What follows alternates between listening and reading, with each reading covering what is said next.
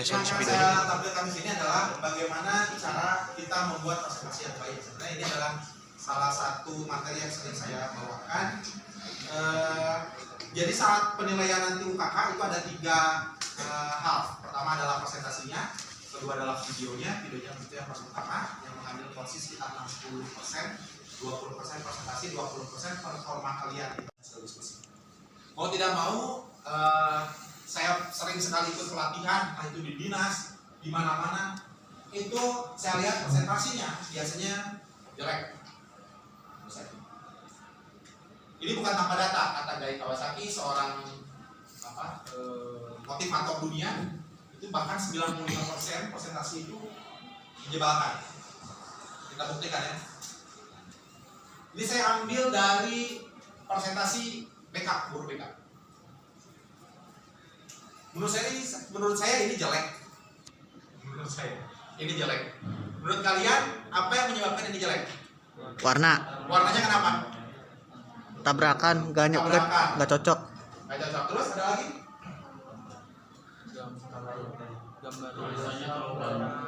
Tulisannya terlalu. Tulisan kurang rapi. Oke.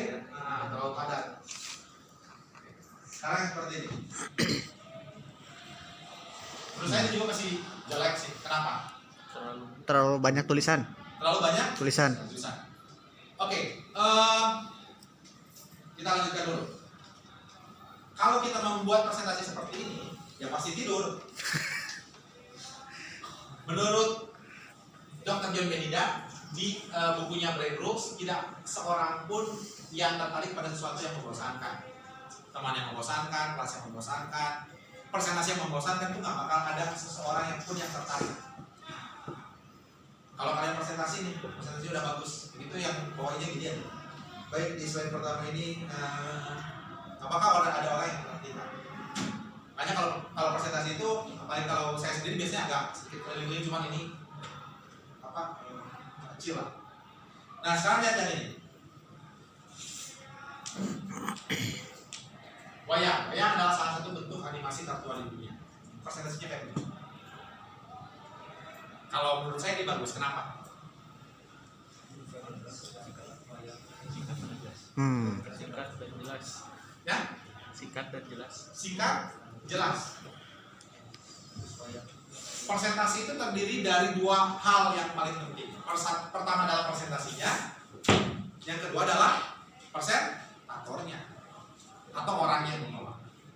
Jadi yang kalian tampilkan di depan itu nggak usah terlalu jelas, kalian tulis gamblang seperti ini.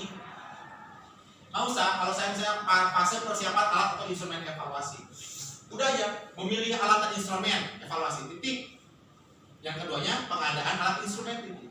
Penjelasannya ya presentator yang menjelaskan seperti ini. Wayang adalah salah satu bentuk animasi tertua.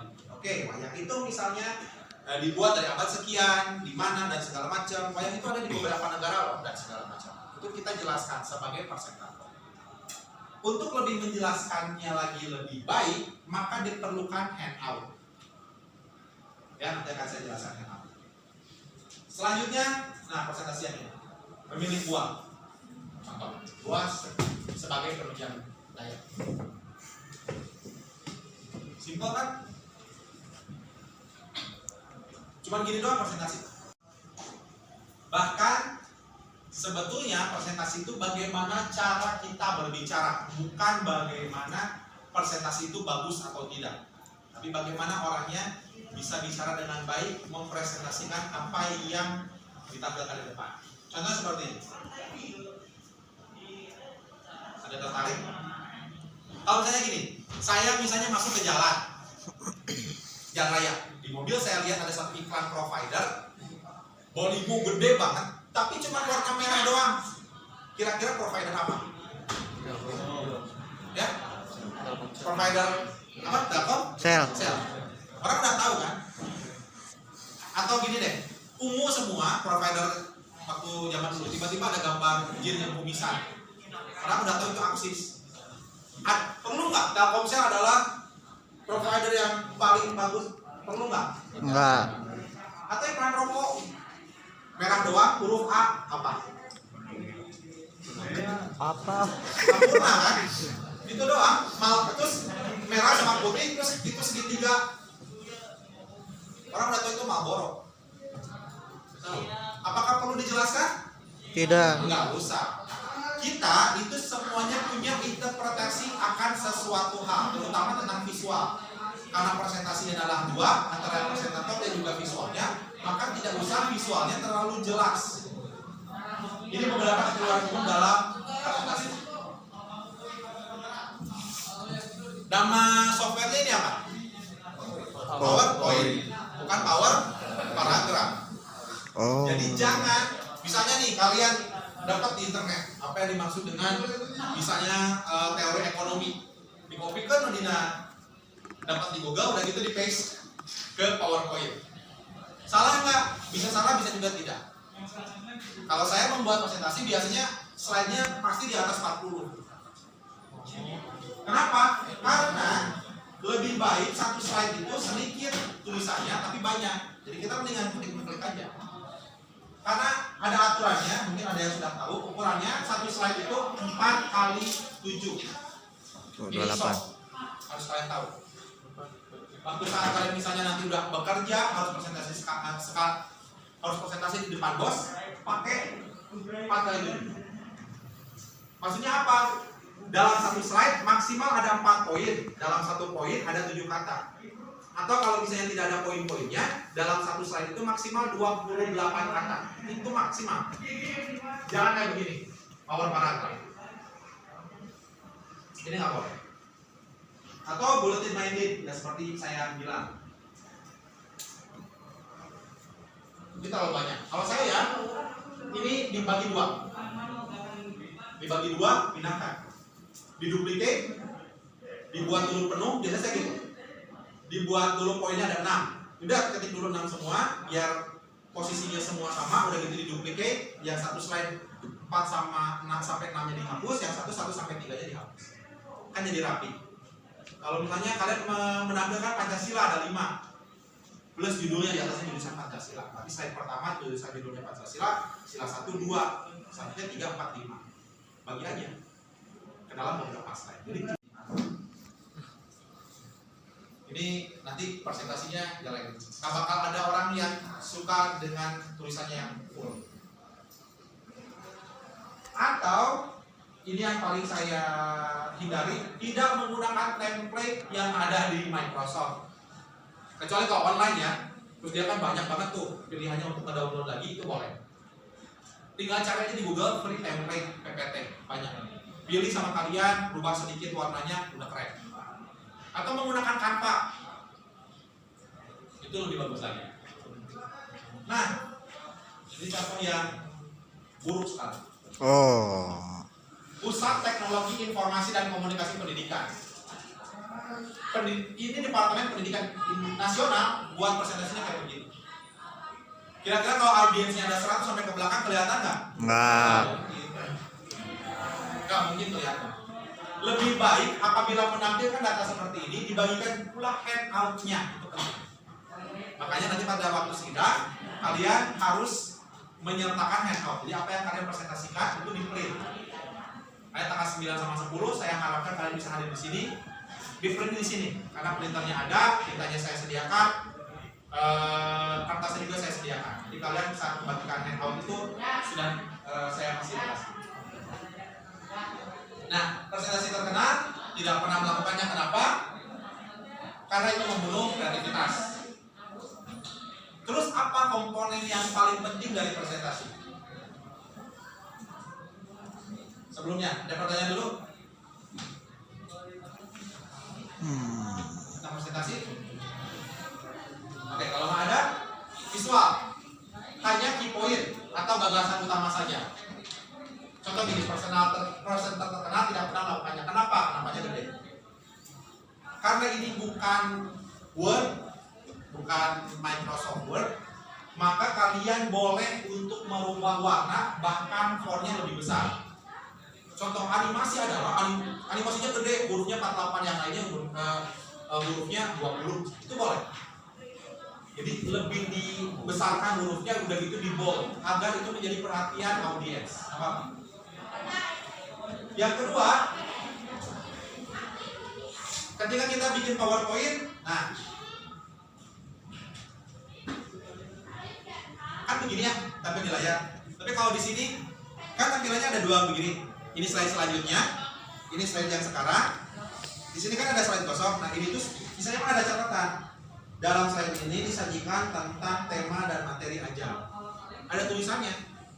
Jadi kalau kita presentasi, tinggal baca apa yang ada di sini. Seolah-olah kita pintar, padahal kita baca ini. Nah ini diisi di mana? Isinya di sini.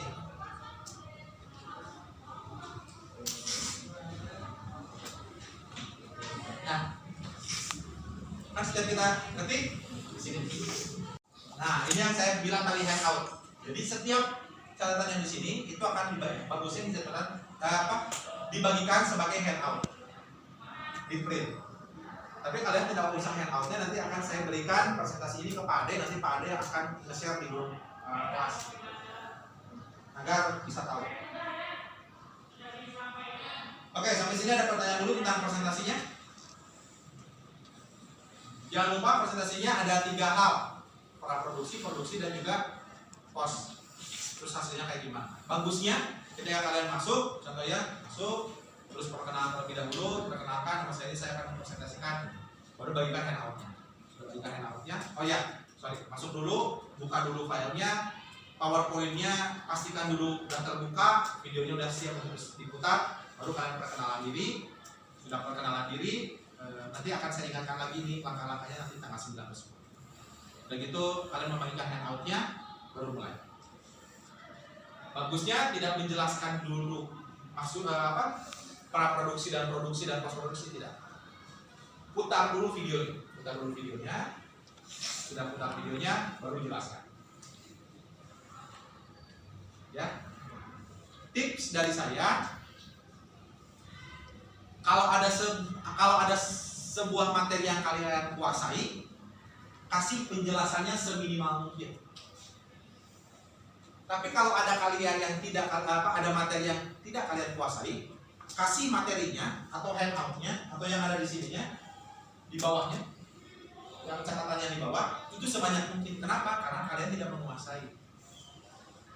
Kan kata penguji teh, dia nggak menjelaskan ini secara detail nih. Berarti dia nggak tahu, padahal kita tahu. Jadi pasti yang akan ditanya adalah sesuatu yang kita tahu. Jadi sengaja kita membuat materinya lebih sedikit. Ya contoh gini, pengambilan gambar itu siapa namanya? Azhar jago di teknik pengambilan gambar, dia tahu setiap angle itu apa artinya. Nah pas waktu presentasi penjelasan tentang angle itu sedikit. Kira-kira bakal ditanyain nggak? Bakal ditanyain karena penjelasannya sedikit. Tapi Azhar yang nggak tahu kasih penjelasannya banyak. Kenapa? Karena Azhar nggak tahu. Bisa ditanya soal itu. Makanya dia kasih penjelasannya banyak. Nah yang dia kuasai kasih penjelasannya sedikit. Sehingga pas waktu presentasi itu yang akan ditanyakan, padahal dia menguasainya. Itu trik. Seolah-olah pintar padahal tidak. Wow. Iya kan? Oke. Slide presentasi yang baik itu harusnya ramah otak. Nah ini penglihatan masih tentang Brain Rules Dr. John Medina. Penglihatan mengalahkan semua ilmu yang lainnya. Ini teori. Tapi kejadian, di telepon bagus, di video call juga masih oke. Pas ketemu Zoom, ya penglihatan mengalahkan indera yang lainnya. Ya udah kayak sama model-model aja ya. Orang itu kan yang pertama kesan pertama itu selalu apa yang dilihat. Apa hubungannya dengan presentasi? Buat presentasi tersebut seminimalis mungkin. Gunakan warna-warna yang soft, ya maksudnya itu. Gunakan warna-warna yang soft, yang kira-kira kalau melihat tidak terlalu rusak mata. Emang kalian misalnya suka warna pink yang menjreng, tapi nggak juga dijadikan presentasi semuanya warna pink. Sesuaikan dengan ruangan di ruang 3 dengan 4 itu ruangannya agak gelap, kalaupun lampunya dinyalakan. Berarti bagusnya backgroundnya warna putih, atau misalnya kalau ada unsur biru atau pink itu lebih soft. Yang seterusnya, multitasking adalah mitos.